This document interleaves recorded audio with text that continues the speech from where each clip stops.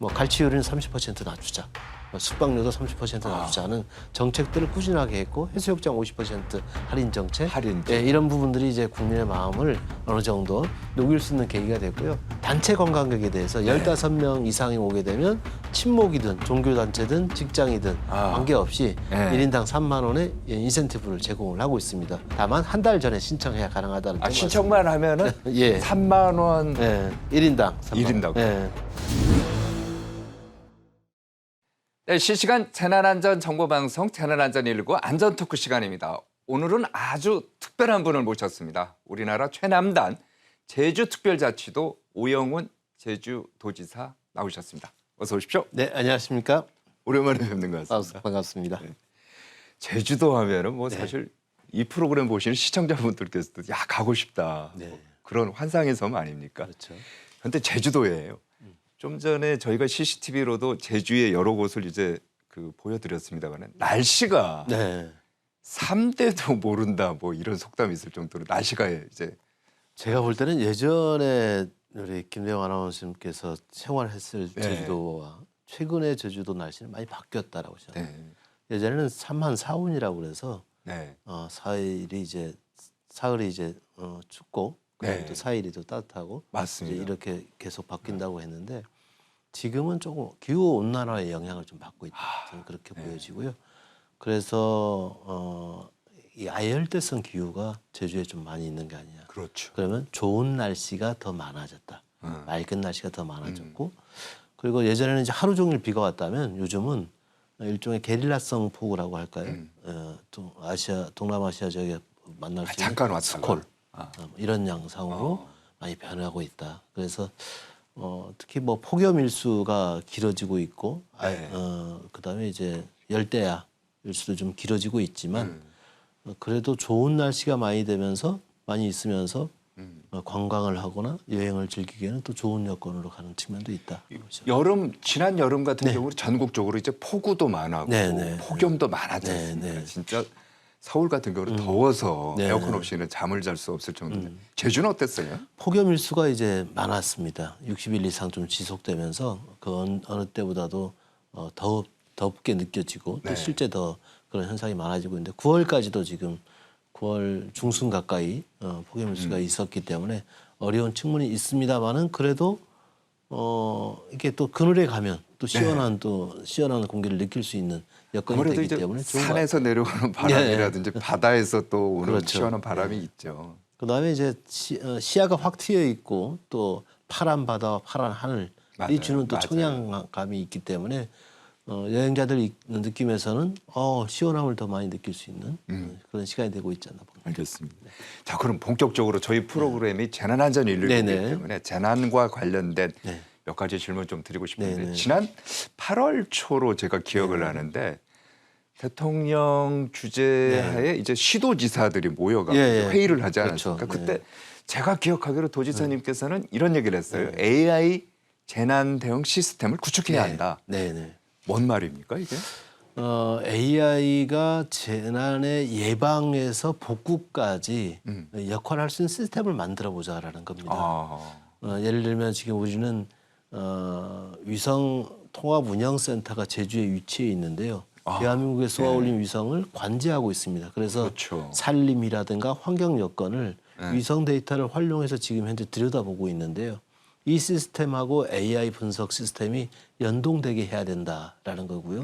그리고 이제 예를 들어서 지금은 이제 한천이나 산지천 같은 경우에 상류에서부터 AI 그 재난 감시 시스템을 좀 도입을 해서 강우량과 그다음에 이게 몇 분 후에 이게 산 쪽에서 불어난 물이 민가에 도착했을 때 몇 시간 후에 도착하는지 이걸 계산하는 시스템을 지금 지난해 구축을 해왔습니다. 그래서 이것을 AI가 분석할 수 있도록 연동시키는 방법을 고민을 하고 있는 거고요.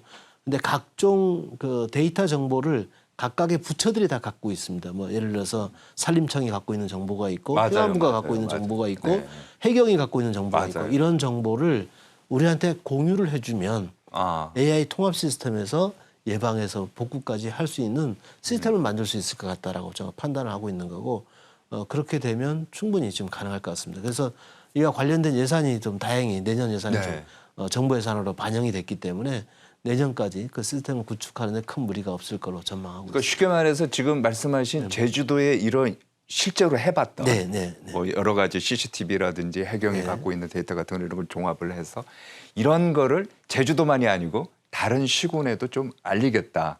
예, 그렇죠. 예, 이렇게 여기서 모델을 만드는 거죠. 예를 들어서 우리가 이 시스템이가 이제 전도에 다 깔려 있는데 이 시스템을 어떻게 하면 AI로 고도화 시킬 것이냐. 그러니까 이 고도화되는 시스템이 네. 재난 대비에 사용될 수 있도록 만드는 게 중요한 것이고요. 또 하나 저희들이 해보고 있는 게 저희도 있는 교차로가 1,120개가 됩니다. 교차로가. 근데 이 교차로에 AI 이 센서가 다 달려 있습니다. CCTV가 AI와 연동돼서 달리게 되는데 우리는 긴급 차량 문제가 발생하게 되면 네. 예를 들어서 구급차가 가거나 그다음에 그렇죠. 우리 이제 해경이나 이제 경찰의 이제 그 우선 신호를 받아야 될 차량이 있는 경우에 그렇죠. 등록된 경우에는 네. 자동으로 파란불로 연결될 수 있도록 예, 긴급 차량 우선 신호 시스템을 도입을 했습니다.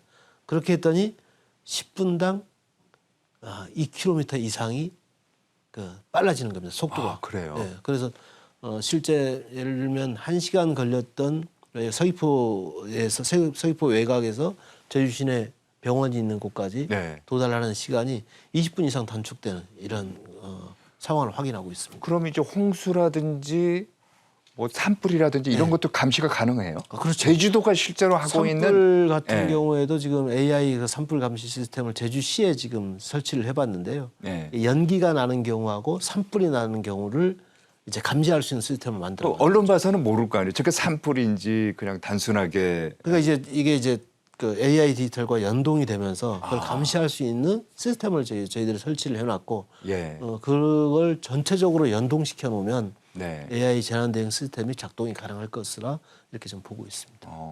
그러면은 홍수 같은 경우는 어떻게 해요? 아까 뭐 산지청 같은 경우 CCTV 이건가요? 한천 이제 이런 CCTV를 좀 해봤는데 지금 2군데 하천에 대해서 연결을 좀 시켜봤고요. 네.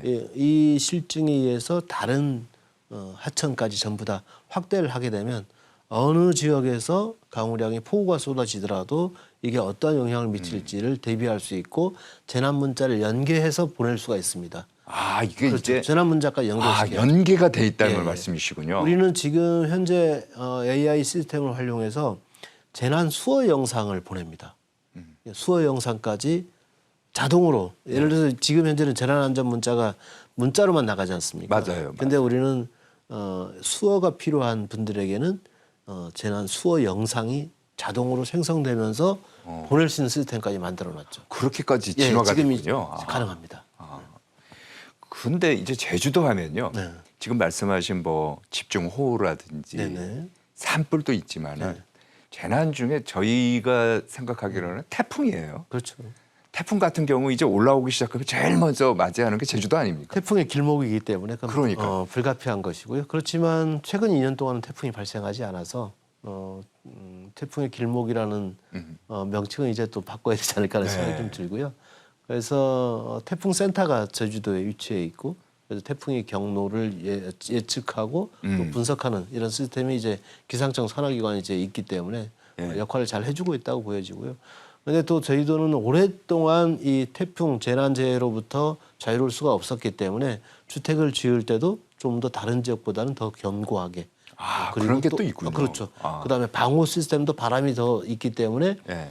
창호 방호나 이제 이런 부분도 좀 더 튼튼하게 짓는 이런 기준이 좀 더 강화되어 있다 이렇게 좀 볼 수가 있고요.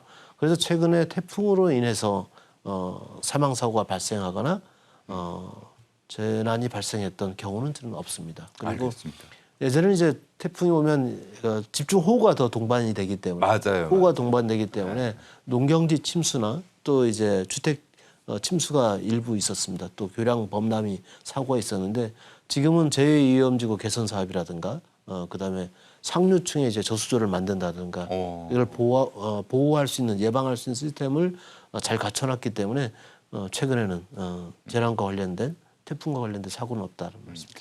좀 전에도 이제 말씀을 하셨습니다만은 재난을 예방하기 위해서 네네. 이제 있는데, 근데 재난이 발생해 갖고 어떤 피해가 나올 수도 있잖아요. 그럴 수 있죠. 근데 이제 말씀하신 것처럼 제주형 뭐라고 했죠? 응급 의료 지원단? 예, 맞습니다. 응급 의료 지원단. 예. 이것 때문에 전국적으로 의료 대란이 나서 이제 뺑뺑이 응급실 뺑뺑이라는 게 있지 않습니까? 돌아다녀도 안 받아주니까. 그렇죠. 그래서 뭐 응급차에서 숨지는 그런 안타까운 소식도 있었는데 제주형 응급 의료 지원단. 예. 이게 어떤 거고 왜 도입하게 된 거죠? 제가 2023년 이제 연말쯤인데 의료대란이 일어난 상황에서 이 모든 도민들이 불안에 떨었지 않습니까? 맞습니다. 응급 사고가 났을 때 내가 치료받을 수 있을까라는 불안이 있었고 그러다 보니까 모든 환자들이 응급 상황에서 제주대학교 병원 응급실이나 한라병원 응급실만을 찾게 되는 겁니다. 맞아요. 제가 심각해서 가봤더니 실제 대기하다가 사망하는 사고까지 생기게 됩니다. 이래서는 안 되겠다. 그래서 즉 경증 환자도 권역 응급센터로 가고 병원 응급실로 가고 중증 환자도 가고 그러니까 모든 게 다 몰리는 이렇게 돼서는 안 된다 싶어서 우리가 응급의료 지원단을 만들어서 6개의 2차 의료기관이 있는데요. 이 6개의 2차 의료기관의 정보를 다 통합한 겁니다. 그러면 이제 중증 환자를 치료할 수 있는 필수 의료 분야의 의사들이 어떻게 존재하고 있고 또 당직은 어떻게 되고 있고 제주도에 있는지 없는지까지 모든 정보를 주면 응급의료 지원단의 컨트롤 타워에서 그러면 경증 환자일 경우는 어느 병원으로 보내고 중증 환자일 경우는 분류가 되는 거죠. 분류를 이제 시켜주는 거죠. 그래서 119에 탑승한 환자 보호자가 예전에는 어느 병원으로 갑시다라고 얘기했지만 지금은 그게 안 됩니다. 그럼 119 구급대원이 응급의료 지원단의 컨트롤 타워 담당 의사와 통화를 하도록 돼 있습니다.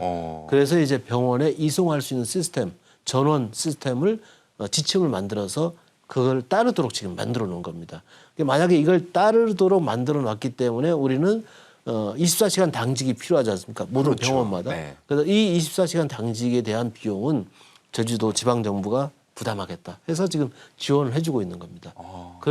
그랬더니 뺑뺑이 사고가 사라졌고 그리고 6개의 2차 의료기관도 병원 간의 협력이 잘 이루어지게 된 겁니다. 그러네요. 그러면서 어느 한 병으로 치우치지 않고 협력이 증대되면서 어쨌든 의료사고는 발생하고 있지 않은 이런 상황이 되고 있습니다. 지금 말씀 들어보면 그게 제주도만이 아니고 전국적으로 좀 확대를 해야 될 것 같아요. 응급의료 학회에서 와서 보면 깜짝 놀랍니다. 제주가 이렇게 선제적으로 병원과 민관 협력이 체계가 잘 이루어진 거 잡혀지고 있다는 것에 대해서 근데 결국 그게 환자들한테 도움을 준다는 거 아니에요? 그렇죠. 그래서 이런 협력의 사례가 있었기 때문에 우리는 건강주치제를 이제 시범적으로 10월 달부터 도입하려고 하는데요. 그럼 제주도에 사시는 분들은 1차 의료 서비스를 받을 수 있는 시스템이 된다. 의사분들의 도움이 없이는 이게 사업을 시행하기 어렵거든요. 상호 간의 신뢰가 또 그렇죠. 있어야 되고요. 그런데 이번 이제 우리가 응급의료 지원단을 통해서 그 경험을 통해서 협력했을 때 충분히 문제를 해결할 수 있고 의료 서비스 증진을 가져올 수 있다는 걸 확인했기 때문에 지금 제주도 의사협회에서도 건강주치제도에 적극적으로 참여하겠다 이런 입장을 보이고 있어서 매우 기대가 큽니다. 아주 좋은 그렇죠. 정책인 것 같고요. 또 하나 이렇게 보면은 환자가 발생을 했어요. 긴급 환자예요. 이제 빨리 병원에 가야 될 거 아닙니까? 아니면은 산불이 났어요. 그러면 이제 소방차가 이제 또 빨리 가야 될 거 아닙니까? 불을 끄러. 이런 때 보면은 교통 신호 체계가 문제인 게 많아요. 제주도 같은 경우에도 이걸 좀 바꾼 게 있다면서요? 네, 그러니까 1,120개의 이제 교차로에 이제 CCTV가 달려 있는데 거기에 이제 AI 시스템을 장착을 해서 긴급 차량에 대해서는 우선적으로 통과할 수 있도록 허용을 해준 겁니다. AI가 판단해갖고 그렇죠. 이거 긴급 차량이다 아니다.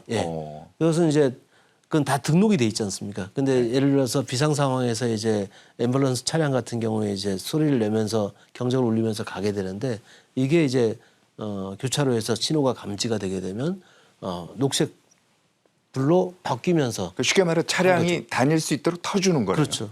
그리고 우리는 또 여기다가 자치경찰제를 우리가 전국에서 유일하게 운영하고 있는데 이 긴급 차량에 대해서 자치경찰이 에스코트를 해주게 됩니다. 이건 더 신속하게 길을 열어야 되는 상황이 되기 때문에 그런 서비스도 진행을 하고 있습니다. 실제로 효과도 좀 있어요. 우선 아까도 말씀드렸다시피 1시간 소요됐던 이송 시간이 40분으로 20분 이상 단축되는 20분 단축. 그런 상황을 확인해 보고 있고요. 그다음에 이게 긴급 차량 우선 신호 시스템이니까 교통사고가 발생하고 있지는 않습니다. 예. 그게 이제 가장 중요한 게 1시간에 20분을 단축했다고 하면 사실 저희가 이 방송에서도 몇 번 얘기는 네. 골든 타임이거든요. 그렇죠. 엄청나게 사실 중요하죠. 골든 타임을 확보할 수 있는 그런 식으로. 그리고 우리는 지금 닥터 헬기 서비스를 아주 잘 운영을 하고 있습니다. 닥터 헬기가 저희는 2대가 있습니다. 그래서 이제 만약에 추자도에서 만약에 사고가 났을 때, 한라산에서 사고가 났을 때, 네. 또 서귀포 외곽 지역에서 사고가 났을 때 네. 닥터 헬기를 보냅니다. 닥터 헬기에는 의사를 동승해서 보내는 거거든요. 그러면 날아가서 바로 현장에 투입되자마자 거기서 1차 조치를 하는 겁니다. 응급조치를. 예, 응급조치를 1차 해놓고 다시 이제 병원으로 이송해서 다시 또 수술을 하거나 이제 응급 상황을 개선하는 것을 하고 있는데 저희가 2022년 말부터 12월부터 시작을 해서 지금까지 운영을 하고 있는데 네. 한 110차례의 성공을 이제 하고 있습니다. 그래서 상당히 큰 도움이 되고 있고 만약에 이제 제주도에서 수술이 불가능한 경우가 생길 수 있지 않습니까? 네. 그런 경우에는 이제 육지로 닥터 헬기가 이송이 되거나 아니면 이제 산림청 헬기, 소방 헬기, 해경 헬기, 해군 헬기까지 저희들은 시스템을 다 지원 시스템을 마련해 놓고 있습니다. 한마디로 이제 민관 네네. 여기에다가 다시 또 의료 시스템까지 함께 이게 지원. 협력이 다 돼 있다는 네, 말씀이시네요. 네. 알겠습니다. 그래서 제주를 찾으시는 관광객이나 여행자분들한테 걱정할 필요 없다. 제주는 완벽하게 의료 서비스가 제공되고 있는 곳이라는 점 강조드립니다. 알겠습니다. 제주도 하면은 이게 공장이 별로 없잖아요. 그렇죠. 네. 없다 보니까 이제 청정 자연 네네. 환경을 이제 유지할 수 있는데 상대적으로 그러다 보면은 주민들의 주 수입원은 네. 1차 산업에 이제 집중될 수밖에 없고 그런데 농가 소득 그리고 1차 산업 경쟁력 강화를 위해서 여러 가지 이제 방안이 네네. 마련하고 있을 걸로 알고 있습니다만 최근에 보면요 제주도가 1차 산업 농가 소득이 얼마죠? 5조 원? 5조 원. 그렇죠. 이게 가능해요. 저도 신기한데요. 네. 1차 산업 조수익 5조 원을 달성을 했는데 저는 상당히 기적 같은 일이라고 생각합니다. 예전 같으면 하늘이 도왔구나라고 얘기를 할 수 있지만 실제 데이터에 기반한 과학 영농이 만든 시스템에 의한 성과라고 저는 보고 있고요. 이를 위해서 품목별 생산자 단체를 조직화했습니다. 그래서 뭐 감귤도 생산자 단체가 있고 네. 당근, 브로콜리, 월동무, 이제 마늘 뭐 이렇게 그 생산자 단체가 자체적으로 수급 조절을 할 수 있도록 해놓은 겁니다. 수급 조절을 할 수 있다 자체적으로. 그래서 이제 예전에는 이제 가락동 시장에 그 생산이 되면 한꺼번에 다 이게 맞아요. 가격이 좋을 그러면 때도 가격이 가격이 낮을 또 때도 폭락하고 막 이게 그러죠. 한꺼번에 보내면 또 폭락하고 그러는데 이 수급 조절하는 힘을 이 생산자 단체에 주는 겁니다.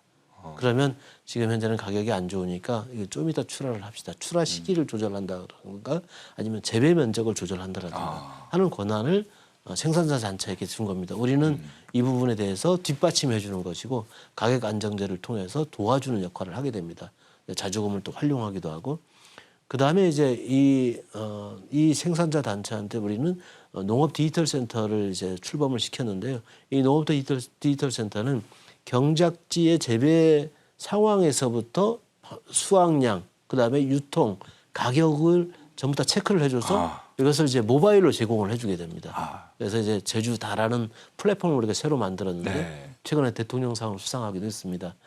그런 이런 농업 디지털 센터가 뒷받침이 돼주고 그다음에 거점 물류센터를 가락동 중심에서 경기권, 그다음에 경북권, 전남권을 동시에 만들었습니다.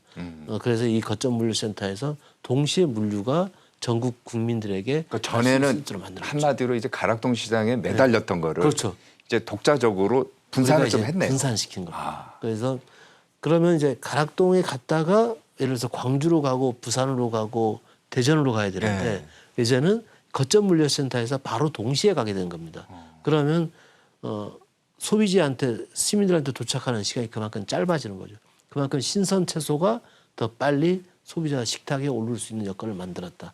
이런 과학 데이터에 기반한 정책 수립이 저는 농가 조수입 5조 원, 1차 산업 조수입 5조 원 시대를 열었다라고 보고 있는 겁니다. 이게 이제 굉장히 중요한 건데요. 지난번에 제가 이제 송미령 농림부 장관하고 만났을 때도 농림부 장관의 고민이 뭡니까? 제가 여쭤봤더니 유통이더라고요. 유통을 어떻게 하면은 농가들이 소득을 하는데 지금 말씀이 바로 핵심이 이제 수급 조절인데 그 유통에서의 핵심이 그래서 최근에 관련법이 개정이 돼서 이 제주도가 추진하고 있는 수급관리 정책을 전국적으로 확대하기 위한 계획을 농림부가 세우고 있습니다. 제주도 하면은 이제 말씀하신 것처럼 뭐 감귤이라든지 이런 1차 산업의 농산물도 있는데 또 하나 경제축이라고 하면 관광 아니겠습니까? 두 가지가 이제 생명산업이라고 그렇죠. 할 수가 있죠. 근데 이제 양대축이라고 하는데 관광은 어때요? 뭐 SNS 보면은 뭐 돼지 기름 비계가 많아서 뭐 그렇다. 지난해 이야기고 지난해 이제 비계 삼겹살 논란이 많이 있었고 그 다음에 이제 해수욕장 바가지 논란이 있어서 제주 관광이 상당히 힘들었습니다. 그리고 그런데 이제 지난해에 그런 문제를 이제 불식시키기 위해서 관광 불편 신고 센터를 만들어서 개선하는 작업을 진행시켰고 그다음에 이제 마을 주민들 해수욕장 소유 마을 주민들과 협의를 통해서 반값 정책을 실시를 했습니다. 그래서 잠깐만요. 지금 이제 그래픽을 보면은 제주도 월별 관광객 수 그러니까 지난해 2024년하고 올해 2025년 비교한 건데 6월, 7월, 8월은 이제 잠정이긴 합니다만은 지난해보다 늘었네요. 늘었죠. 1%. 그러니까 원래 8%. 봄까지는 상당히 힘들었고요. 네. 이렇게 뭐 국내 정세 내란 상황이나 이런 게 이제 맞아요. 여행을 이제 하기 어려웠었기 때문에 마이너스 20% 이상까지 빠지기도 했습니다. 그런데 지금은 마이너스 3까지 이제 회복이 되어 있고 제가 9월, 10월로 접어들면 플러스 3으로 가지 않겠다는 전망을 좀 해보고 있습니다. 이 흐름에 이제 결정적인 영향을 미쳤던 게 우리가 이제 가성비 높은 제주 관광을 만들겠다라는 정책을 통해서 뭐 갈치율은 30% 낮추자, 숙박료도 30% 낮추자는 정책들을 꾸준하게 했고 해수욕장 50% 할인 정책, 이런 부분들이 이제 국민의 마음을 어느 정도 녹일 수 있는 계기가 됐고요. 6월 달부터는 저희들이 이제 그 단체 관광객에 대해서 15명 이상이 오게 되면 친목이든 종교단체든 직장이든 관계없이 1인당 3만 원의 인센티브를 제공을 하고 있습니다. 탐나는 지역화폐로 드리기 때문에 지역경제 활성화에 큰 도움이 되고 있는 것이고요.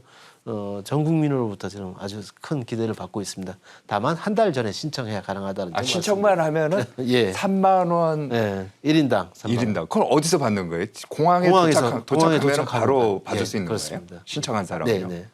3만 원이면은 뭐 몇 끼 식사 되겠는데. 그렇죠. 엄청나게 큰 도움이 되고 있고 국민들이 많이 사랑해주고 있어서 지금 벌써 이 상품을 이용한 이제 3만 명 이상 되는 것으로 확인되고 있고요. 앞으로도 더 많이 이용하지 않을까 기대하고 있습니다. 어떤 분들은 또 이런 얘기 해요. 제주도 가고는 싶은데 말씀하신 것처럼 이제 인센티브라 할인이 없고 뭐 바가지까지는 아닙니다만 전반적으로 물가가 비싸다 보니까 어디 베트남이나 동남아, 뭐 일본 가는 게 훨씬 낫다. 이런 얘기도 하는데 지사님 생각은 어떠세요? 근데 실제 이제 갔다 오신 분들을 이렇게 그 일본 같은 경우에 갔다 와서 제주도와 비교를 해보면 오히려 일본이 비쌌다라는 그런 결과 보고서들이 많이 나와 있습니다. 저는 물론 그런데 또 우리가 동남아 관광시장과 비교할 만큼 제주의 관광시장이 저는 경쟁력이 낮다고 보지는 않습니다. 오히려 동남아 관광시장보다 한 단계 더 높은 퀄리티를 보여주고 있는 제주 관광이기 때문에 저는 동남아 시장보다는 높은 가격들이 형성될 수밖에 없다. 그런 점은 좀 감안하셔야 된다는 점 말씀 좀 드리고 싶고요. 그렇지만 또 관광의 수용퇴세를 확립하는 저희들 입장에서도 관광 사업 종사자분들과 함께 요식업 업체 종사자분들과 함께 가성비 높은 제주 관광을 만들기 위한 노력을 지속적으로 하고 있다는 점 말씀드리고요. 최근에도 갈치값을 30% 낮췄더니 아주 소비자 만족도가 매우 높아지고 있는 걸 확인하고 있고요. 앞으로는 고기국수 또 다른 뭐 흑돼지 요리 이런 방식으로 하나씩 한 품목씩 확대하면서 가격 할인 정책을 펼치고자 합니다. 뭐 제주도 하면은 저희가 어렸을 때는 삼다도 하면은 돌, 바람, 여자 뭐 이렇게 해서 뭐 삼다도라고 하는데 최근에 삼다도는 카페, 전기차, 빵집, 뭐 베이커리 요 네네. 세 가지가 이제 있다고 젊은 층들 사이에서는 SNS에 막 올리고 네네. 그러지 않습니까? 앞으로 제주도에 이런 젊은 사람들이 많이 올 수 있도록 체육 대회라든지요. 뭐 이벤트 같은 걸 많이 하면 좋을 것 같아요. 그런 것도 있지만 아까 이제 그 전기자동차 얘기를 했습니다만 전기자동차 보급률이 이제 10%를 넘어섰거든요. 전국에 뭐 거의 5배 가까운 높은 수치인데 이게 왜 가능하냐면 재생에너지 발전 설비 비율이 계속 높아지고 있잖아요. 이미 이제 재생에너지가 20%를 넘어섰고 지난 4월 달에는 일시적이긴 하지만 재생에너지로 만들어낸 전기로 저희도 내 전력 수요를 모두 다 커버하고 이 그래도 남은 전기를 해저 3년 개선을 통해서 육지구로 역전송시키는 일까지 있었습니다. 그러니까 이것은 무슨 얘기냐면 제주도가 탄소 중립을 이룰 수 있는 대한민국에서 가장 앞서 있는 도시다. 그런 지역이다. 그래서 앞으로 우리는 정부 목표보다 15년을 앞당겨서 2035년까지 탄소 중립을 달성하겠다고 지금 비전을 발표했습니다. 이 정책에 따라서 그러면 제주도에 있는 관광이든 어떤 상품이든 탄소 중립에 가깝게 탄소 배출을 하지 않는 시스템을 만들어 가겠다는 거죠. 이렇게 되면 어떤 상황이 생기냐면 관광 자체가 지속 가능하게 되는 거죠. 관광이 지속 가능한 그렇죠. 관광. 예.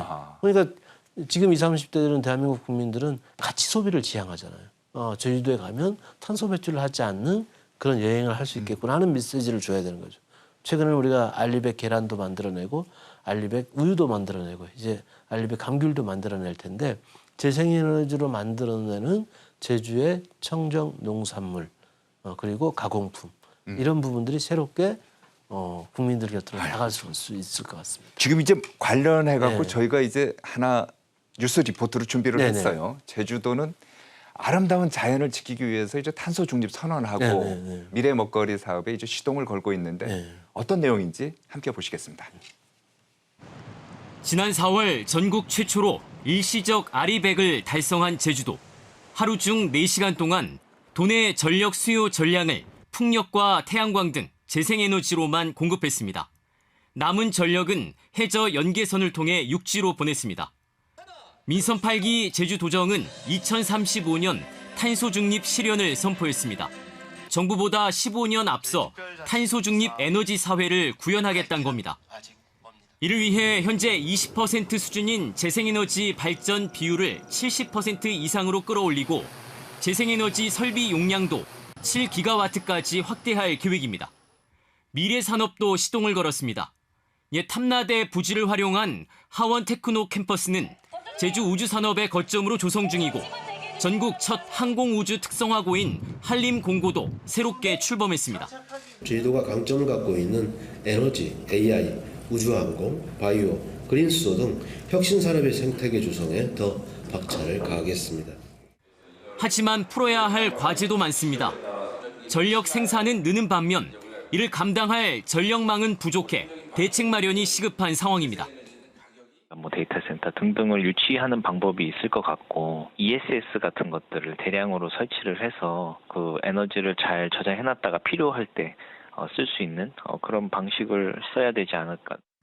탄소 중립을 위한 핵심 에너지원인 그린수소 역시 현재 3.3메가와트 규모의 수소 생산 시설이 가동 중이지만 충전 인프라가 부족하고 아직은 경제성이 떨어집니다. 우주산업과 도심 항공교통, UAM 등 미래 산업 성과에 대한 도민 체감도 역시 낮습니다. UAM 이착륙장 후보지를 선정하는 등 기반 마련에 힘쓰고 있지만 상용화까지는 갈 길이 멀다는 지적이 나옵니다. KBS 뉴스 신익환입니다. 저 뉴스를 보면요. 네네. 어디 외국 같아요.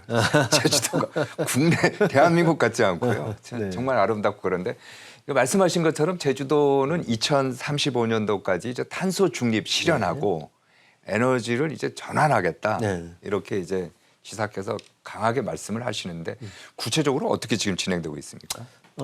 탄소 중립 정책 목표 연도를 이제 35년으로 했다는 것은 지금 현재 20%의 재생에너지 발전 비율을 70%까지 높이겠다는 것이고 그리고 이게 7기가와트까지의 규모를 얘기합니다. 그리고 연간 6만 톤 이상의 그린수소를 생산해서 그린수소 전소 터빈을 통해서 기저 전원을 운영하겠다는 거죠. 그러면 저희도에는 이제 화력 발전을 쓰는 게 아니라 네. 그린수소를 활용한 전소 터빈을 통해서 전력을 생산하겠다는 겁니다. 지금 이제 보면은 아까 함덕도 나오고 있는데 이제 가파도 풍력 발전소 네, 예. 발전기 네. 저런 게 이제 설치가 많이 돼 있군요. 그렇죠. 지금은 이제 앞으로 이제 7기가와트까지 이제 확대하겠다는 걸 말씀을 드린 것이고, 그러면 모든 재생에너지의 기반의 그린 에너지 기반의 기저전을 확보함으로 인해서 탄소 중립 시대를 열 수 있다는 얘기를 드리는 것이고요. 또 그리고 이 전력에 있어서만 그런 게 아니라 예를 들면 이제 호텔이나 네. 또 우리가 일반적으로 살고 있는 공동주택이나 네. 이런 부분에서도 어떻게 하면 탄소를 배출하지 않을 것이냐.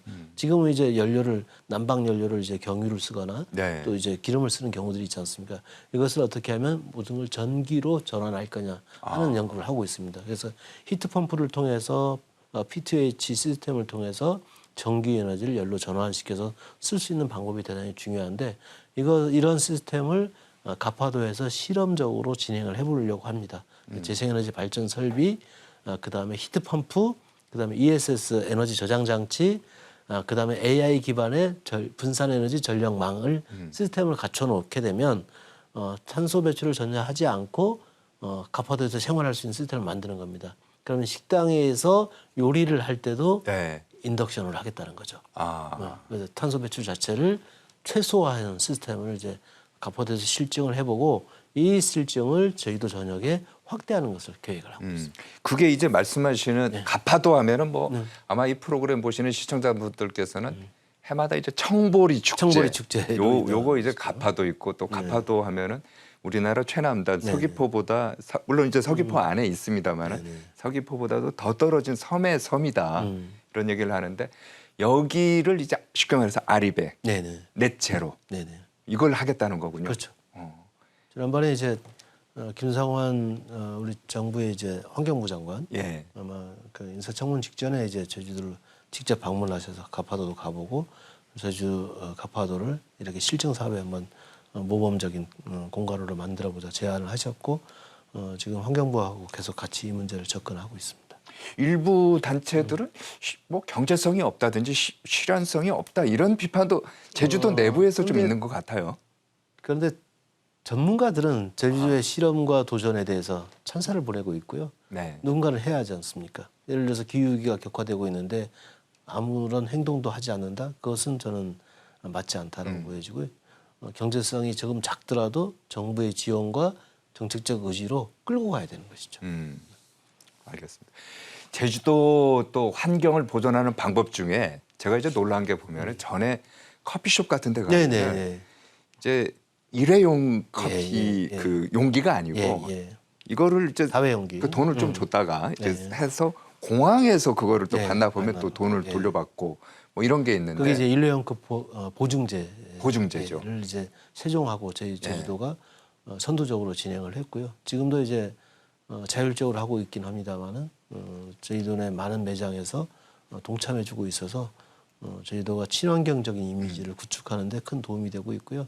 최근에는 그 배달의 민족 먹개비 공공 배달의 먹개비 커피 용기만이 아니고 이제 배달 음식 용기까지도 다회용기로 바꾸자. 그래서 지금 제주시 연동하고 노영에서 시범 사업을 8월 달부터 진행을 해보고 있는데요. 소비자들의 반응이 너무 좋습니다. 그래요?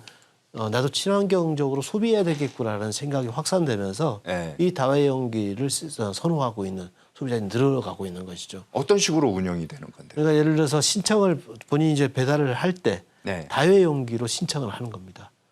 배달 이렇게 신청할 배달 때 앱에서 신청할 때 그냥 일회용품이냐 다회용이냐 다회용기를 신청을 하게 되면 다회용기로 배달을 해주는 것이고 그다음에 앱에서 이것을 반납할 수 있는 것을 신청하게 되면 다시 이제 배달 하시는 분들이 가서 그 용기를 일정한 곳으로 가져가는 회수는 그만큼 시간도 걸리고 불편할 거 아니에요? 그렇죠. 불편을 하죠. 그런데 만약에 그분들에게 그렇게 참여한 분들에게는 배달할 때는 1,000원의 이제 인센티브를 더 드린다라든가 각각의 인센티브를 더 드리면서 정책을 저희들이 펼치고 있습니다. 그래서 일회용 플라스틱이 제주에서는 사라지게끔 만들어야 된다. 그래서 플라스틱 제로 사회를 가야 된다라는 그런 가치와 비전 아래 진행하고 있는 것이고 지금 계획대로면 2027년까지 저희도 전 지역에서 배달에 있어서는 다회용기로 전면화될 수 있을 것 같다. 그거 굉장히 좋은 생각인 것 같은데. 특히 뭐 지난번에 이제 유엔 환경의 날 행사를 제주에서 개최를 했는데 UNEP 사무총장이라든가 국제기구 참가자들이 제주의 이런 노력에 대해서 상당히 놀라워하고 있고 다른 도시를 어떻게 확산시킬 것인지 같이 고민하고 있습니다. 또 하나 보면요. 네. 제주의 푸른 바다를 지키자 네. 그러면서 아마 이제 프로그램 보시는 시청자분들이 좀 생소하긴 할 거예요. 네네. 플로깅. 아, 예, 이게 그렇죠. 플로깅이 뭐냐면은 이제 스웨덴어더라고요. 제가 좀 예, 찾아보니까 예. 뭐 이게 쓰레기 같은 거를 줍는 거, 걷고, 예, 플로크인가요? 예, 예, 그거 하고 예, 예. 조깅, 예, 달리는 거. 예. 요 두 개 이제 합치어서 이제 플로깅이다 이렇게 얘기를 하는데 제주 플로깅 예. 요것도 이제 인기를 끈다고 하던데 어떤 내용이죠? 제주에 사시는 분들 중에 또 여행을 오시는 분들 중에 스스로 플로깅 하는 걸 즐기는 분들이 많습니다. 그것 때문에 오시는 분도 있다는 예, 거예요. 그러니까 어, 저희 대학교에는 플로깅 동아리가 생기고 있습니다. 어.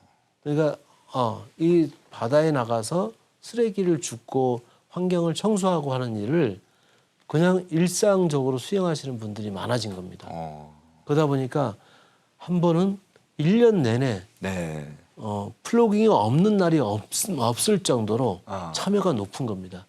그래서 우리는 앱을 아예 개발을 해서 앱이 있어요. 예, 플로깅 앱이 있습니다. 제주 네. 플로깅 앱이 있어서 앱에 가입을 하게 되면 네. 저희가 봉사 시간을 이제 드리는 겁니다. 그렇죠. 예, 그리고 그 각각의 날짜별로 어디에서 어떤 방식으로 플로깅이 이루어지고 있는지를 알려주는 겁니다. 뭐 쉽게 말해서 앱을 찾아가서 내가 예. 오늘 좀 하고 싶다. 예, 예. 그러면 그 장소로 가서 가면 되는 거예요. 참여하면 되고 거기서 또 어느 정도의 양을 수거해서 예. 이게 했다라는 걸 기록을 해드리는 거죠. 그러면 이 본인의 플로깅 참여 기록이 앱에 다 저장이 되게 되는 시스템으로 만들어주는 거고 그리고 또 저희 도정에서 이제 주요한 환경정책 사업을 할 때 공유를 해줄 수 있도록. 뭔가 그 앱이 동기부여가 되겠네요. 그렇죠. 예. 지금 뭐 한 1,500명 정도 지금 가입을 하고 있는데 속도가 좀 더 빨라질 것 같습니다. 한 달 만에 지금 그렇게 되고 있습니다. 좋은 일을 하는 네, 그런 거네요. 그렇죠. 알겠습니다. 또 하나 제주 가치 네네. 통합 돌봄 사업이라고 네, 하네요. 그렇죠. 말이 좀 어려운데 이거 뭡니까? 이거는 제주 가치, 가치가 곧찍을라라는 네. 뜻도 있잖아요. 함께 가자라는 뜻이고 제주라는 공동체에서 공동체 구성원들끼리 함께 복지 혜택을 누리면서 가자라는 뜻입니다. 근데 이제 예전에는 이제 돌봄이라는 것은 취약계층, 예를 들면 장애인이나 어르신이나 기초생활수급자나 맞아요. 초상위계층 이런 분들에 한해서 이제 돌봄 서비스가 제공이 되는데 누구나 돌봄 서비스를 받아야 한다라는 취지로 대상을 완전 확 열어버린 겁니다. 확대를 해버렸습니다. 그래서 올해까지는 중위소득 100% 이하의 가정에 대해서는 무료로 돌봄 서비스를 해줍니다. 내가 식사를 직접 준비할 수 있는 여건이 안 된다 그러면 식사 지원 서비스를 해주고 그다음에 내가 혼자 병원에 갈 수 없는 상황이라 그러면 동행 지원 서비스를 해주고 내가 집을 청소할 수 없는 상황이라 그러면 가사 지원 서비스를 해주고 그렇죠. 이런 서비스를 제공을 해주는데 내년부터는 중위소득 120%까지 대략 중위소득 120%면 한 780만 원 정도 되겠네요. 4인 가족 기준. 여기에다가 이제 무료로 서비스를 제공하는 것이고요. 그 이상이 된다 하더라도 서비스를 신청하게 되면 약간의 비용만 지불하면 그 서비스를 이용할 수 있는 시스템인데 벌써 10,000명이 정책 수혜자가 생겼습니다. 벌써요? 예. 제주도 인구가 주민이 몇 명이죠? 지금 68만 명인데요. 예. 그래요. 네, 그런데 10,000명. 10,000명이 이제 서비스를 받았다는 것은 대단한 거고요. 네. 그런데 만약에 그분이 서비스를 못 받았으면 그 가족들이 함께 염려해야 되잖아요. 네. 그 가족이 이제 주로 이제 3명이라고 생각했을 때 3만 명 이상의 수고로움을 덜어준 게 되는 거죠. 그렇죠. 그렇죠. 그러니까 이런 거를 필요할 때 지금 나가고 있습니다만 돌봄 상담 전화 1577-9110. 네네. 제주에서 가능합니다. 이건 제주만 제주에서. 가능한 거죠. 네. 서울에 계신 분이 여기 전화해서 이건 안 되고요. 안 됩니다. 야. 제주에서 거주하시는 분에 한해서 저희들이 이런 서비스를 제공해 주는 것이고요. 만약에 예를 들면 제주에 부모님은 계시고 이제 자식들은 이제 또 서울 직장에 와서 그런 생활하고 경우 많죠. 이런 경우가 많잖아요. 네. 그런데 이 서비스가 있음으로 인해서 네. 서울에서 자기가 편안하게 직장 생활할 수 있는 여건이 되는 거죠. 누군가 돌봐줄 수 있는 사회 시스템이 형성돼 있구나라고 확인나게 되면 그건 서로가 서로에게 힘이 돼주는 역할을 하려고 봅니다. 네. 지금 보면은 저희가 그 진행하면서요 네네. 여러 그 자치단체장님들을 또 모시고 네네. 재난 관련돼서 얘기를 해봤습니다만 네네. 제주가 좀 특별한 것 같아요. 아, 여러 가지 이제 아이디어도 좀 많으신 것 같은데 그 아이디어 같은 거는 지사님 같은 경우는 어디서 얻어요? 우선 시대 흐름을 저는 잘 봐야 된다고 보고요. 시대 흐름. 예. AI 대전환 그 탄소 중립 정책을 제가 지난해 5월에 발표를 했고 또 지난해 12월에는 AI 디지털 대전환 로드맵을 발표를 네. 하면서 시대의 흐름에 맞게 선도적으로 우리가 먼저 대응해야 된다. 음. 이왕 변화해야 될 거라면 우리가 먼저 변화하자. 그리고 그러네. 이왕 뭔가를 해야 될 거라면 남들보다 앞서서 한 발 앞서서 먼저 시행하자. 먼저 시행하자. 네. 이런 노력과 시도들이 좀 좋은 평가를 받고 있다고 생각합니다. 이제 올해 취임하신 지 벌써 3년이 되고 네, 3년이 내년이면은 또 이제 예. 선거가 있죠.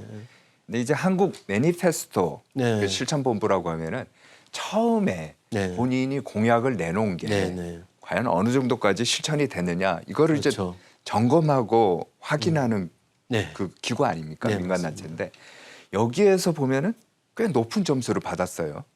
최고 등급을 예. 아니, 최고로까지 제가 말씀드리기 좀 그래서 그런데 높은 점수를 받았는데 네.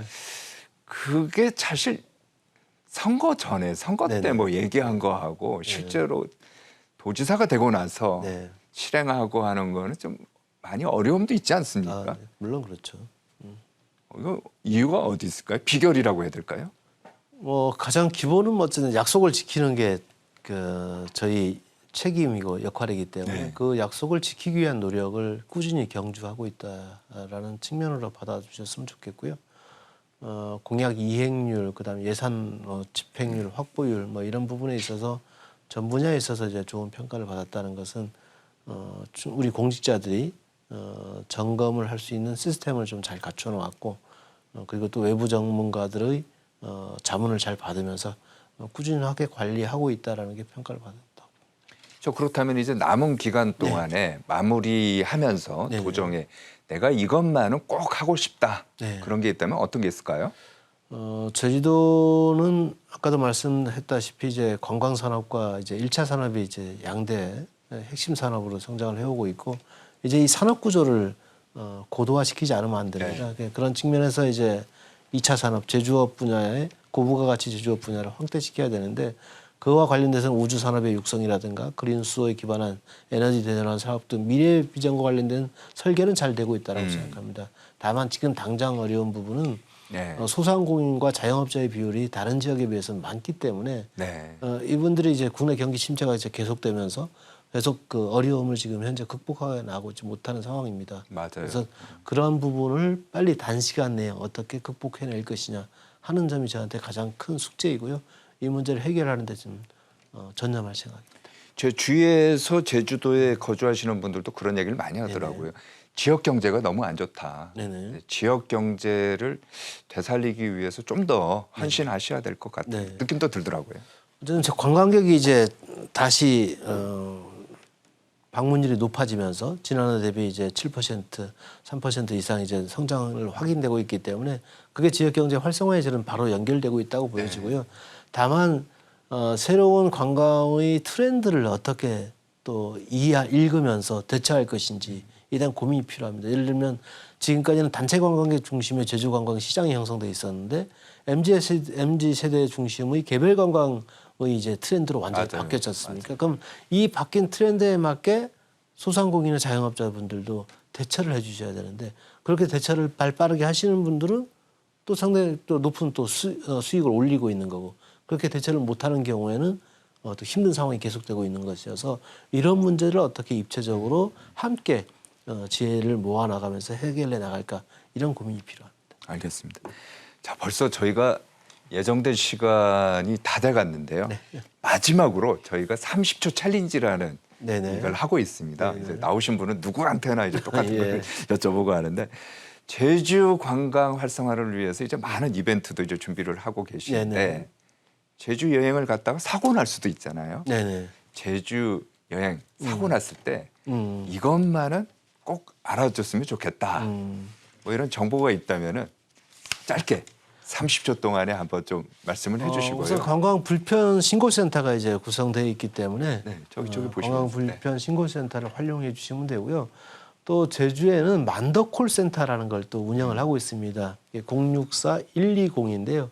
120으로만 전화를 하면 제주의 모든 정보를 다 알려주게 됩니다. 그래서 연결이 잘 되고 있으니까 아침 7시부터 밤 10시까지 전화를 계속 받습니다. 그래서 혹시 불편한 점이 있다면 064-120 만더 콜센터로 연락해 주시면 감사하겠습니다. 네, 오늘 고맙습니다. 여기까지 듣도록 하겠습니다. 지금까지 오영은 제주도지사였습니다. 오늘 말씀 고맙습니다. 감사합니다.